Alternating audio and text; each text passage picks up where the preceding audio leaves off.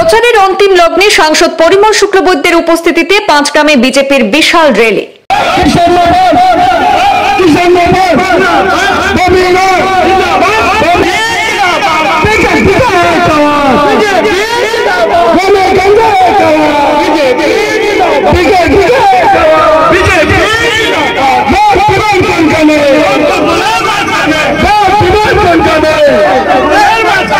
আসামে পঞ্চায়েত নির্বাচনের প্রচারের অন্তিম পর্বে পাঁচগ্রামে গ্রাউন্ড জিরোয় প্রাক্তন মন্ত্রী তথা বর্তমান শিলচর লোকসভা আসনের সাংসদ পরিমল শুক্লবৈদ্য, কাটিগড়া লক্ষ্মীপুর জেলা পরিষদ আসনে বিজেপি প্রার্থী প্রমীলা বৈষ্ণব এবং পাঁচগ্রাম জিপির আঞ্চলিক পঞ্চায়েত প্রার্থী ববি রায়ের সমর্থনে র্যালিতে পা মেলান শত শত পুরুষ মহিলা সহ বিজেপির কর্মীরা।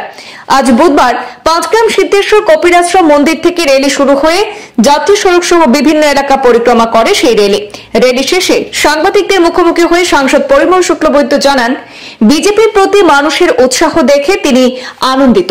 ডিলিমিটেশনের পর কাছাড়ের সঙ্গে নতুনভাবে যুক্ত হয়েছে পাঁচগ্রাম।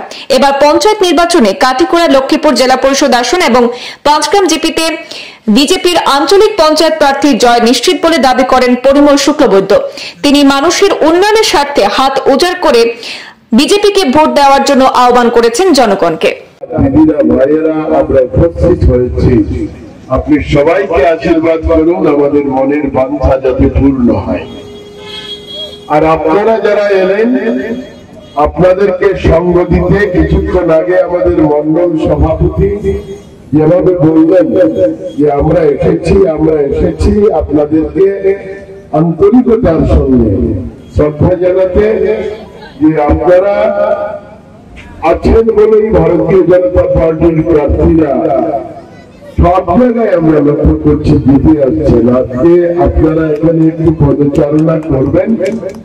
এই পদচারণায় আমরাও কিছুক্ষণ সময় আপনাদেরকে সঙ্গ দেব।